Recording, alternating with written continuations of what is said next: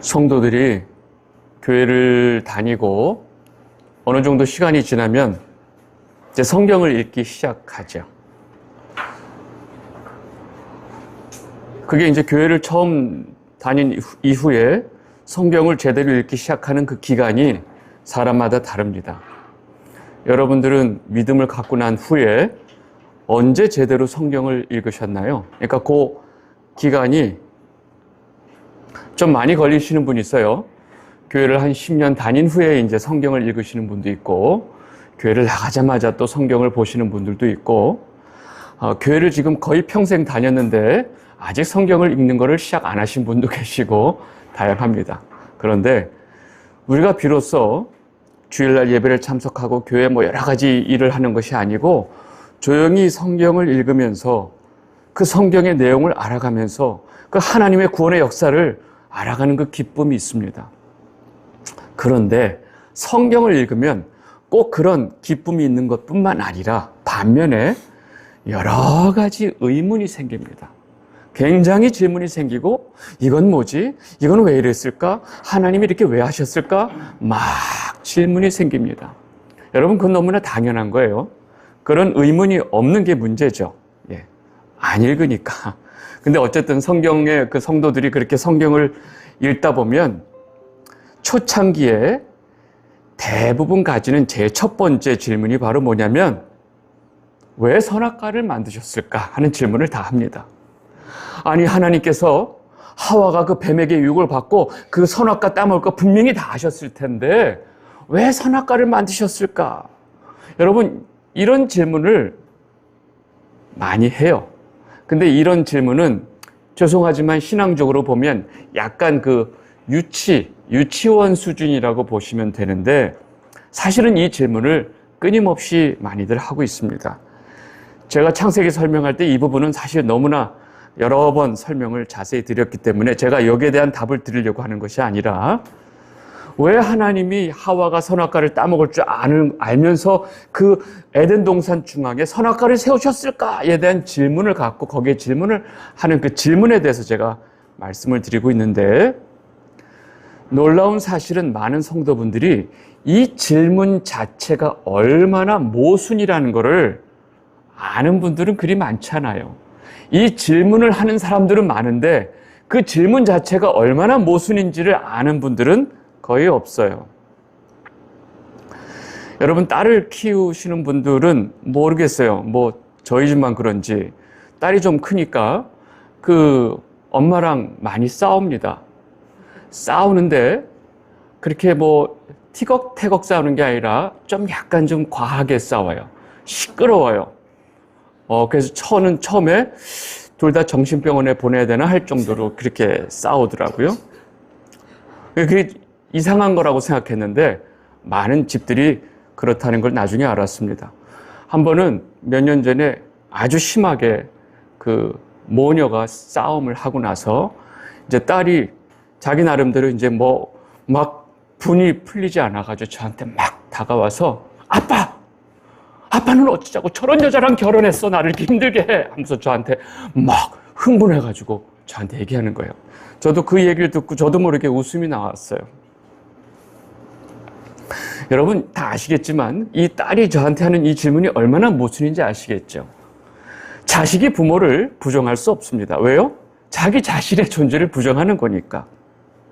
여러분, 제가 왜 이 얘기를 하냐면 지금 우리가 하나님한테 왜 선악과를 만드셨죠? 분명히 하와가 선악과를 따먹을 거 아시면서 왜 만드신 거예요? 저는 이해가 안 가요. 이 질문 자체가 지금 저희 딸이 저한테 하는 이야기와 똑같은 모순을 가지고 있다는 거예요. 여러분, 제가 아내를 사랑해서 만났고 사랑해서 결혼했고 또 사랑으로 둘째가 나와서 그 아이를 이제까지 얼마나 사랑으로 키웠겠어요. 여러분, 자식 키워보셔서 아시잖아요. 그걸 어떻게 다 설명해요? 그 딸이 나를 어떻게 사랑했는데? 라고 따지고 들면 우리는 설명 못해요. 사랑을 안 해서가 아니라 그걸 어떻게 한마디로 설명을 하냐고요. 부모가 그 아이를 다 성인까지 키우는 동안 엄마 아빠가 그 자식 하나에 드리는 사랑은 설명할 수가 없습니다. 문제는 싸우고 나서 이 자신의 화 때문에 그것을 깨닫지 못하는 자식이 있을 뿐이에요. 여러분, 이 모든 겉으로 드러나는 현상들 그 저변에 사랑이라고 하는 것이 다 흘러가고 있기 때문에 엄마도 딸한테 왜 잔소리를 하겠어요? 사랑하니까. 물론 그 사랑이 이런 사랑이다 저런 사랑이다 뭐 여러 가지 이야기했지만 근본적으로는 사랑이 깔려 있기 때문에 이 모든 관계가 유지가 되고 있습니다. 여러분, 성경을 읽으면서 아니 이건 난 도저히 하나님이 이렇게 하시는 거다 이해가 안 돼. 여러분, 그런 말씀 하실 때 조금 조심하셔야 돼요. 여러분, 지금 딸이 저한테 그렇게 어리석은 질문하는 거랑 똑같기 때문에 그렇습니다. 여러분, 성경에 우리가 이해할 수 없는 그 많은 사건들, 이 성경의 모든 사건들을 하나님의 사랑의 관점으로 이해하면 바로 그 성경의 모든 이야기들이 이해가 되기 때문에 그렇습니다.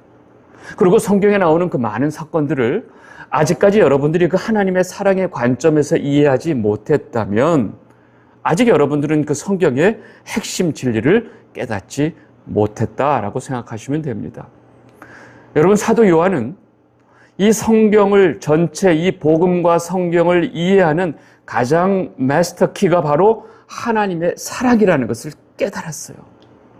그 하나님의 사랑을 깨닫고 나니까 본인이 그 인문학적으로, 자신의 경험적으로, 자신의 생각적으로, 관념적으로 이해할 수 없었던 그 모든 것들이 다 이해가 됐기 때문에 그렇습니다. 그래서 요한은 서신서에서 분명하게 선포하고 있습니다. 하나님은 사랑이시다.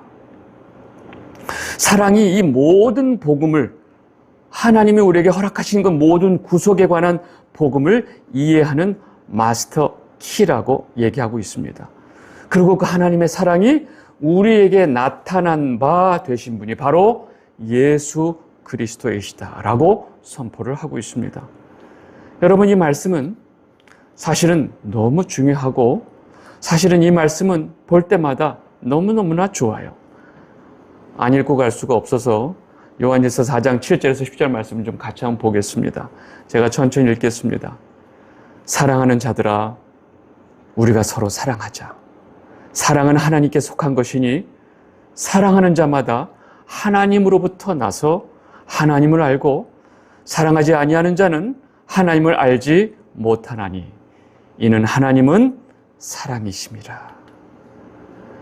하나님의 사랑이 우리에게 이렇게 나타난 바 되었으니 하나님이 자기의 독생자를 세상에 보내심은 그로 말미암아 우리를 살리려 하심이라. 사랑은 여기 있으니 우리가 하나님을 사랑한 것이 아니요 하나님이 우리를 사랑하사 우리 죄를 속하기 위하여 화목제물로 그 아들을 보내셨습니다. 아멘. 여러분, 이 복음의 메시지의 핵심이 뭐예요? 바로 하나님의 사랑. 하나님의 사랑으로 이 복음 전체를 요한이 이렇게 설명을 하고 있는 것입니다. 여러분, 우리는 평생 동안 살아가면서 죽는 그 순간까지 바로 이 하나님의 사랑을 깨달아 가야 하는 것이 우리 삶의 목표고 성도의 명분이다라고 생각하시면 됩니다. 제가 왜 이렇게 구구절절 말씀드리냐면 오늘 설교의 제목은 새 언약입니다. 새 언약. 여러분, 제가 예전서부터 성경을 볼 때 새 언약, 예레미야에서 나오는 이 새 언약을 볼 때마다 굉장히 궁금증이 생겼어요. 전지전능하신 하나님께서 처음에 언약을 딱 세우시면 이 언약이 끝까지 가야 되는 거 아닌가? 왜 옛 언약을 빼고 다시 새 언약을 세우실까? 아니, 전지전능하신 하나님께서 처음에 끝을 모르셨을까? 왜 중간에 새 언약을 세우셨지? 저는 처음에 잘 모를 때 그런 질문을 저 혼자 했어요. 혹시 여러분들은 그런 질문을 안 가지셨나요? 네, 표정 보니까 안 가지신 것 같아요. 저는 이게 너무 궁금했어요. 왜 새 언약을 세우셨을까? 여러분, 근데 성경을 전체적으로 공부하고 또 말씀을 가리키고 설교를 하다 보니까 이제는 너무나 잘 알겠어요. 근데 제가 지금 당장 지금 이 순간에 그 답을 드리자면 역시 하나님의 사랑이었습니다. 오늘 설교는 왜 새 언약을 세운 그 이유가 하나님의 사랑인지 우리를 하나님의 사랑인지 우리가 그것을 알아가는 것이 설교의 목적입니다. 여러분, 우리는 옛 언약, 새 언약이라고 하면 어떤 선입견을 갖냐면 이 옛 언약이 뭐가 문제가 있고 잘못돼서 이것을 폐하고 다시 새로운 언약을 세웠다고 생각을 합니다. 그렇지 않아요. 옛 언약이 뭐가 문제가 있어서 폐기하고 다시 새 언약을 세우신 것이 아니고 이 죄성 많은 인간들이 감당할 수 없기 때문에 그냥 너희 인간들은 너희들이 원하는 대로 너희들의 마음대로 너희들의 육체가 원하는 대로 살아가는 것이 아니라 하나님과의 언약을 지키며 살아가는 존재야를 훈련시키기 위한 단계로 1단계로 옛 언약을 주신 거고 그 다음에 처음에 하나님께서 주시려고 했던 그 본래 언약대로 새 언약을 다시 주신 것입니다. 다시 말해서 옛 언약은 이 하나님께서 세우실 그 새 언약에 대한 준비 단계였다는 거죠. 사람이 살아가는 데 있어서 그 삶의 중심에 하나님이 있어야 된다는 이 사실을 율법을 통해서 계속 훈련을 시킨 겁니다.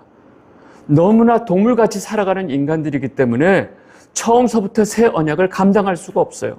그래서 처음에는 그냥 이거 해라, 이거 하지 마라, 너희들은 이것을 꼭 해야 된다, 너희들은 이것을 하지 마라, 아주 직관적인 명령으로 훈련을 시킨 것입니다.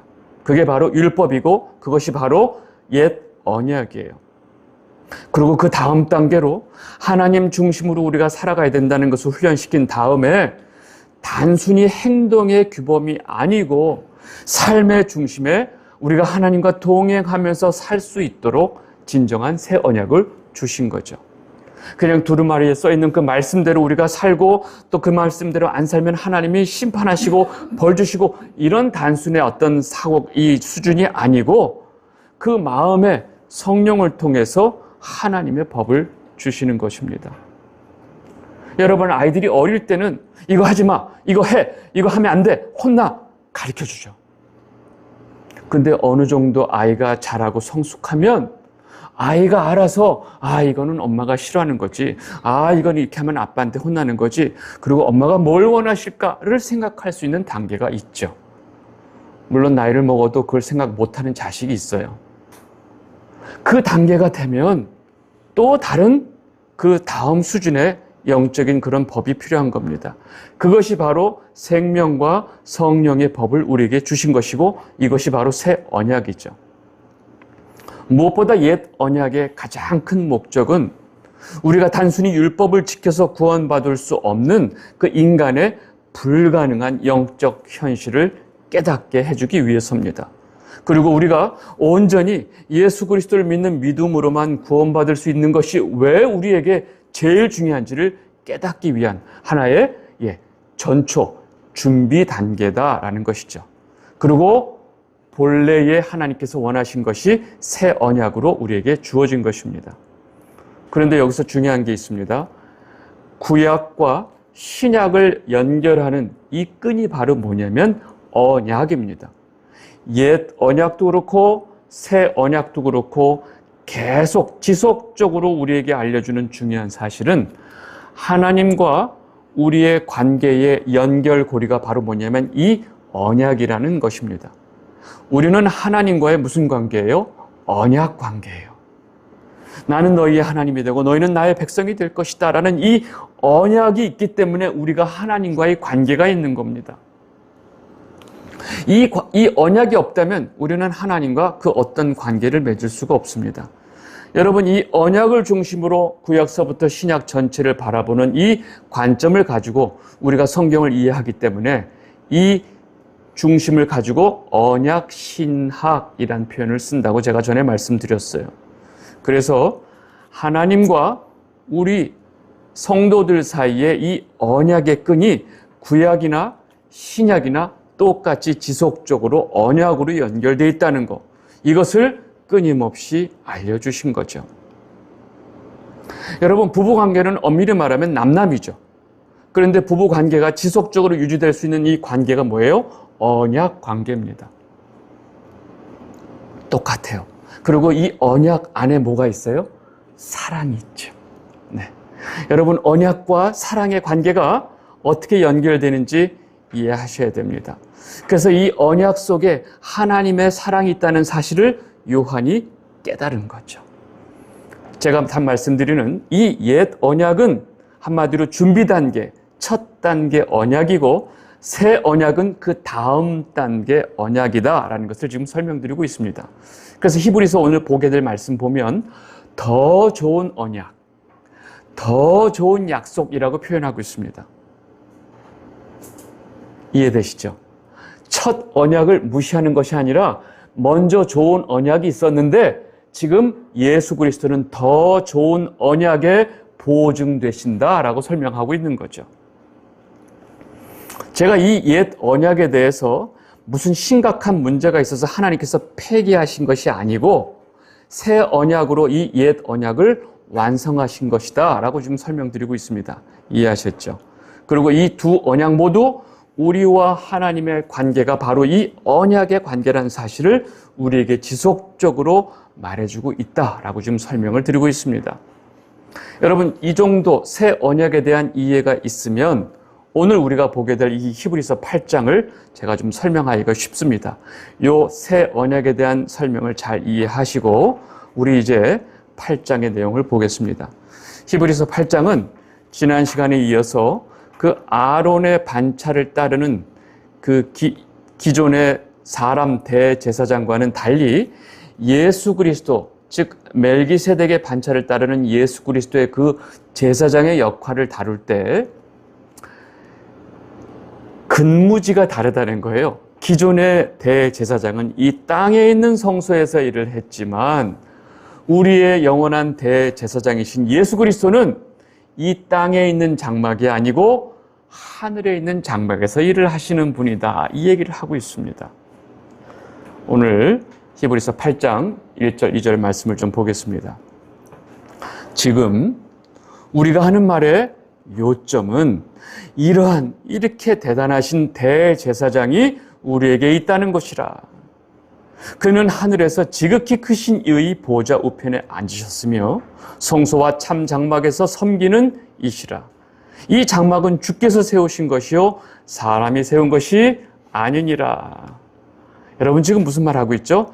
내가 하는 말 잘 들어. 내가 지금 이제까지 설명하는 것에 가장 중요한 것은 바로 그 우리의 영원하신 대제사장이 우리에게 계시다는 사실이야. 우리는 이게 제일 중요해. 근데 그 대제사장이 일하시는 곳은 이 땅의 장막이 아니고 하늘에 있는 참 장막에서 섬기고 계셔. 그 장막을, 하늘에 있는 장막을 사람이 세웠겠어? 아니야. 주님께서 세우신 하늘의 장막이야. 지금 그 얘기를 하고 있어요. 근무지가 다르다 얘기를 하는 거죠. 그러고 나서 무슨 얘기를 하냐면 8장 3절에 보면 대제사장마다 예물과 제사 드림을 위하여 세운 자니 그러므로 그도 무엇인가 드릴 것이 있어야 할지니라. 여러분 잘 보세요. 대제사장은 제사를 드리는 제사장이에요. 제사라는 건 뭐예요? 예물이 있어야 되고요. 제물이 있어야 돼요. 뭔가를 드리면서 제사를 드리게 돼 있죠. 그 핵심은 바로 제물을 죽여서 피로 죄를 사하는 과정이니까. 그러니까 하늘에 계신 우리의 대제사장 예수 그리스도도 또 드릴 그 제물이 필요하지 않겠냐 지금 그 얘기를 하고 있죠.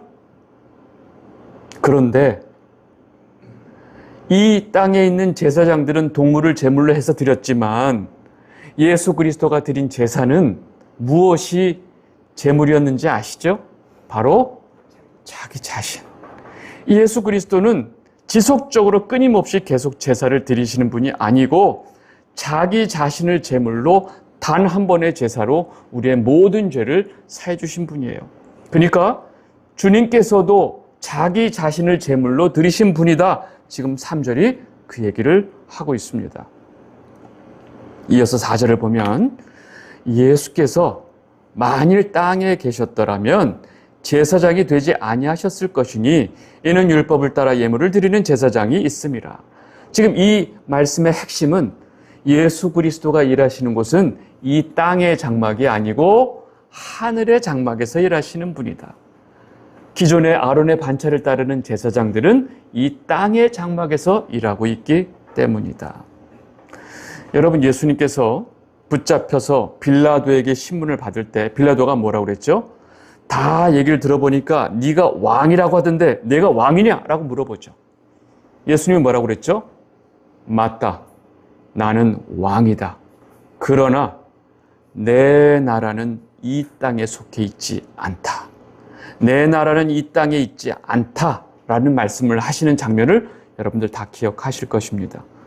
예수 그리스도가 제사장으로 일하시는 그 성소는 이 땅에 있는 성소가 아니고 하늘에 있는 성소다라는 거죠.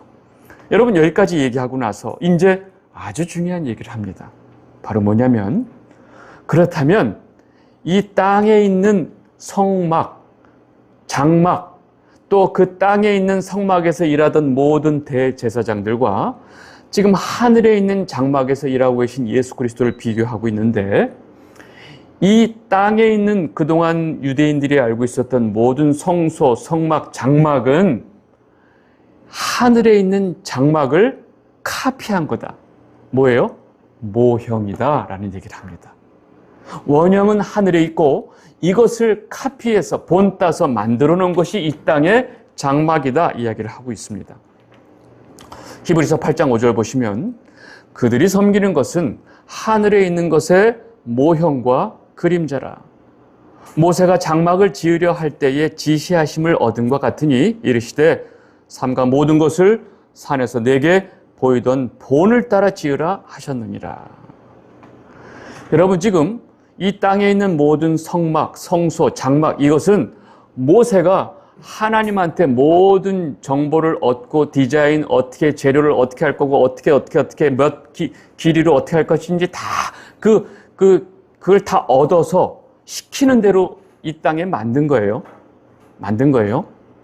근데 지금 모세가 그 아이디어를 하나님으로부터 얻을 때 여러분 기억나시겠지만 이스라엘이 출애굽한 이후에 1년 반에 걸쳐서 시내산에 오죠. 처음에 출발할 때는 완전히 오합지졸의 그냥 난장판이었어요. 근데 이 시내산에서 2년 동안 머무는 동안 각 지파별로 모든 질서를 다 세우죠.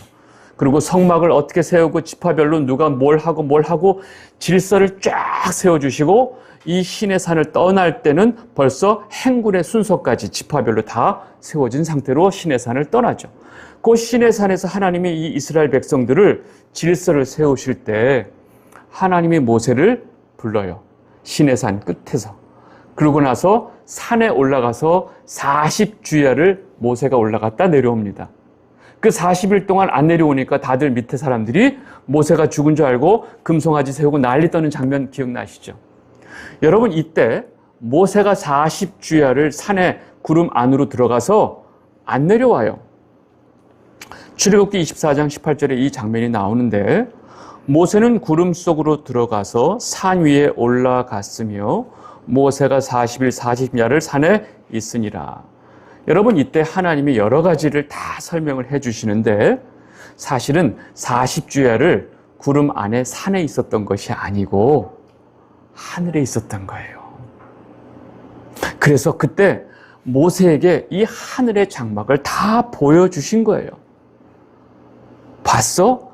이렇게 만들어야 되는데 땅에서 만들 때는 길이를 이렇게 하고 재료를 이렇게 쓰고 이렇게 몰로 세워서 뭐 어떻게 해서 이런 모양으로 성막을 만들고 안에 지성소를 만들고 하는 아주 디테일한 그 모든 그 설계도를 보여주면서 설명을 하신 거예요.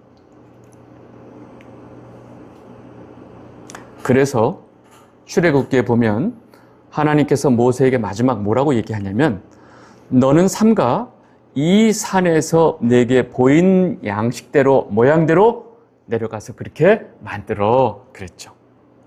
여러분 이게 뭐예요? 지금 내가 내게 보여준 거 있지? 물론 여기선 이 산에서지만 그 산에 올라가서 이 하늘의 성소를 다 보여주신 거죠. 내가 본 대로 내게 보여준 대로 내려가서 만들어 그렇게 만들어진 것이 이 땅의 성막이고 지성소고 성소예요. 그 이게 뭐예요? 오리지널이 여기 있고 이거를 모세가 보고 그대로 와서 카피해서 만든 게 이 땅의 장막인 거죠. 여러분 지금 이 내용을 정확하게 이해하고 나면 이 땅에 세워진 그 모세가 보고 와서 율법으로 만들어 놓은 이 모든 성막은 모형이에요? 원형이에요? 복사본이죠. 예, 복사본. 진짜는 어디 있어요? 하늘에 있는 거예요. 예, 지금 히브리서 기자가 그 얘기를 하는 거예요. 뭐라 그래요? 그림자다. 예, 우리 아까 그 말씀을 보면 그들이 섬기는 것은 하늘에 있는 것의 모형과 그림자다. 여러분, 이제 우리가 진실을 알았어요. 이 땅에 섬기던 모든 제사장들의 역할 역시 예수 그리스도의 그 대제사장의 역할을 모형하고 있었던 것이고, 이들이 섬겼던 그 모든 성막, 또 참 장막, 이것도 역시 하늘에 있는 장막의 모형이었다. 이 얘기를 하고 있는 거죠. 그리고 무엇이 진짜인지, 무엇이 원형인지 너희들은 알아야 돼 라고 지금 히브리서 기자가 유대인들에게 이 설명을 하고 있는 거예요. 그래서 이제 정리를 합니다. 8장 6절에 보면 이 8장 6절은 우리 같이 한번 읽겠습니다. 시작. 그러나 이제 그는 더 아름다운 직분을 얻으셨으니 그는 더 좋은 약속으로 세우신 더 좋은 언약의 중보자시라. 아멘. 여러분, 지금 더 좋은 약속, 더 좋은 언약이라고 설명하고 있죠?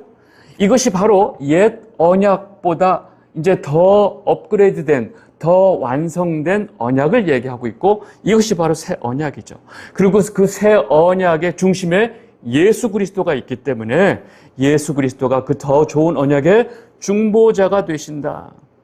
그리고 이 땅의 제사장들보다 사실은 원형이 되시는 하늘의 대제사장이신 예수 그리스도가 더 아름다운 직분이다 라고 지금 더라는 거죠. 네. 여러분, 더라는 표현을 잘 이해하셔야 돼요. 네. 우리가 무심코, 남자들은 이런 실수를 하는데 오늘 예쁘네 이런 얘기하면 큰일 나요. 그 다음서부터는 사망이죠. 왜요? 예쁘네? 그러면 전에는 어땠는데? 안 예뻤어? 이런단 말이에요. 그래서 항상 뭐라고 그래야 돼요? 이전보다 더 이쁘네? 이렇게 표현해야 돼요. 그 개념을 아셔야 돼요. 이건 완전히 다른 거예요. 그러니까 여자를 칭찬할 때 오늘 이쁘네? 그러면 전에는 어땠다는 거야? 네, 이렇게 얘기가 돼요. 여러분, 지금 더 좋은 언약이라는 표현을 잘 이해하셔야 돼요. 옛 언약이 뭔가 문제가 있어서 다 폐기하시는 게 아니고 그 좋은 언약을 더 완성시키신 거예요. 여러분, 예수님께서 이 땅에 오실 때 내가 율법을 폐하러 온 것이 아니라 율법을 어떻게 해요? 완성시키러 왔노라. 여러분, 옛 언약과 새 언약의 관계를 이해하시겠어요? 제가 지금 그 설명 드리고 있는 거예요. 그래서 옛 언약과 새 언약의 관계는 모형과 원형의 관계였다는 거죠.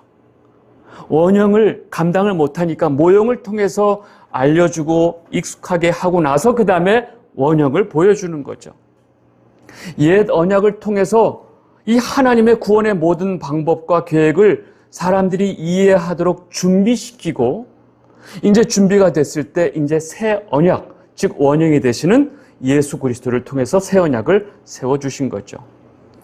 여러분, 이 옛 언약은 새 언약으로 가기 위한 준비 단계이지 뭔가 잘못된 언약이라서 폐기된 것이 아니다라는 것을 제가 반복해서 말씀드리고 있습니다. 그래서 옛 언약, 즉 이 율법을 예수님께서 폐하러 온 것이 아니다. 내가 이 율법을 완성하러 왔다라고 말씀하신 거죠. 이해하셨죠? 여러분, 이렇게 해서 이 율법에 대해서 성경이 설명하는 그 내용을 정리해 보자면 바울이 갈라디아서에서 다음과 같이 율법에 대해서 설명을 했습니다. 갈라디아서 3장 23절 24절 보시면 믿음이 오기 전에 우리는 율법 아래 매인 바 되고 계시될 믿음의 때까지 갇혔느니라. 이것이 옛 언약이죠. 그런데 이 율법이라고 하는 역할, 옛 언약이 뭐냐면 우리를 그리스도께로 인도하는 초등교사, 가이드가 되어서 우리로 하여금 믿음으로 말미암아 의롭다함을 얻게 하려 함이라. 여러분, 지금 바울이 얘기하고 있는 이 이야기가 지금 제가 이제까지 설명하고 있는 옛 언약과 새 언약의 관계를 그대로 설명하고 있어요. 다시 말해서 새 언약 예수 그리스도의 믿음, 그 믿음을 통해서 우리가 가는 그것을 우리가 글로 갈 수 있도록 인도해 주는 역할이 바로 옛 언약, 율법이다라고 얘기하는 거죠. 이것이 바로 지금 이 말씀의 의미입니다. 옛 언약은 새 언약으로 가는 길을 우리를 인도해 주는 역할을 했다라고 말을 하는 겁니다. 정리해 보겠습니다. 옛 언약은 너무나 나약하고 너무나 죄덩어리이고 오로지 자신의 육신의 정욕만을 위해서 살아가는 모든 인간에게 준비 단계가 필요하기 때문에 제일 먼저 준비 단계로 세워주신 언약이 바로 옛 언약입니다. 하나님께서 이 준비 단계를 필요하기 때문에 이렇게 준비 단계를 가지신 게 아니에요. 누구를 위해서? 우리 인간을 위해서. 여러분, 고기가 사람 몸에 좋다는 걸 다 알아요. 너무너무 좋다는 걸 알아요. 그래서 엄마가 갓 태어난 아기에게 고기를 썰어서 먹이는 엄마는 없어요. 왜요? 이 아기가 그 덩어리 고기를 씹어서 소화시키지 못하니까. 그래서 처음엔 젖을 먹이고 미음을 만들어서 이 이도 없는 아기가 잘 소화시킬 수 있도록 준비 단계를 거칩니다. 애가 자라서 젖을 떼고 점점점 이가 나고 자신이 씹어서 뭔가를 먹을 수 있고 소화 능력이 생겼을 때 비로소 조금씩 고기를 먹을 수 있도록 이 아이를 성장시켜 가는 겁니다. 여러분, 이러한 모든 과정 속에 우리가 놓치면 안 되는 게 있어요.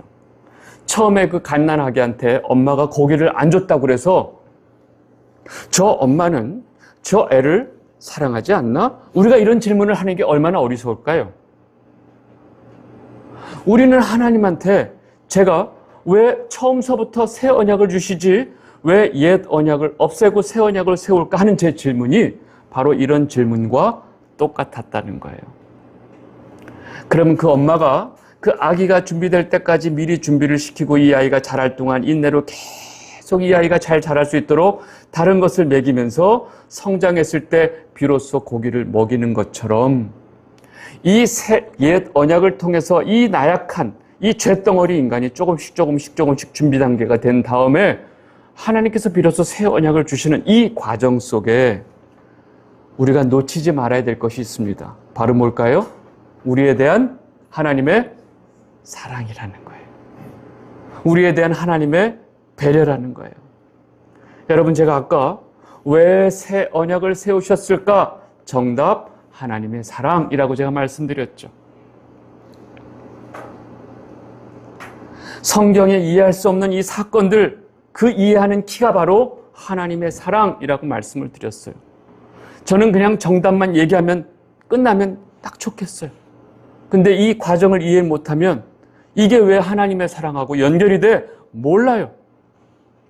제가 오늘 이 이야기를 하고 있습니다. 여러분, 우리는 성경의 어떤 사건도 제대로 이해 못합니다. 그리고 이해가 안 되면 나는 절대 이해 못해. 나는 이해가 안 돼. 왜 그렇게 하셨는지 난 이해가 안 돼. 받아들일 수도 없어. 이래요. 여러분, 우리 삶에 정말로 내가 이해할 수 없는 일이 벌어지면 난 이해가 안 돼. 난 저대로 받아들일 수가 없어. 이런 얘기만 해요. 여러분, 이 성경의 모든 사건들, 우리가 받아들일 수 없었던 사건들, 받아들일 수 없는 그 모든 말씀들, 우리 삶에 일어나는 그 많은, 우리가 이해할 수 없는 그 많은 사건들을 이해할 수 있고 우리가 받아들일 수 있는 핵심 키가 바로 뭐냐면, 제가 그 법을 알려드릴게요. 그 모든 사건들, 우리 삶 속에서 우리가 이해할 수 없는 모든 일들을 우리가 무엇으로 이해하면 되냐면 바로 하나님의 사랑으로 이해하면 다 이해가 됩니다. 하나님의 사랑을 이해하면 그 모든 이해할 수 없는 것들을 이해할 수가 있습니다. 왜냐하면 하나님의 사랑이 이 모든 것을 이해할 수 있는 키고 우리에게 구속의 역사를 이끌어 가시는 그 하나님의 모든 계획 안에 저변에 하나님의 사랑이 있기 때문에 하나님의 사랑으로 이 모든 사건들을 이해할 수 있다는 것입니다. 여러분, 그동안 마음속에, 여러분 그동안 삶 속에서, 그동안 성경을 보시면서 수도 없이 많은 의문이 있었고 질문이 있었고 받아들일 수 없었고 이해 안 되는 것들이 끊임없이 있었을 거예요. 여러분, 그런 질문들을 하나님의 사랑의 관점에서 다시 보게 되시기를 바랍니다. 이번 한 주 동안 여러분들 모두 그 마음에 하나님의 사랑으로 이제까지 이해할 수 없었던 그 많은 사건들을 깨닫게 되시기를 진심으로 바랍니다. 그리고 그 하나님의 마음을, 또 하나님의 사랑을 깨닫는 것이 우리 성도의 몫입니다. 기도하겠습니다. 사랑의 하나님 아버지, 우리는 그동안 살아가면서 우리가 이해할 수 없는 너무나 많은 것들을 의문을 품고 의심을 가지고 살아왔습니다. 심지어 하나님을 인정하지 않으려고 하는 마음조차 가진 적도 있습니다. 이 미련한 저희들이 하나님의 사랑을 깨닫지 못하고 우리의 미련함을 그대로 드러내면서 그저 의심하고 의문만 가졌던 적이 너무나 많이 있습니다. 이 시간 용서하여 주시고 하나님의 사랑으로 그 모든 것들을 잘 깨달을 수 있도록 성령 하나님께서 역사하여 주시옵소서. 감사드렸고 이 모든 말씀 예수 그리스도의 이름으로 기도드렸사옵나이다. 아멘.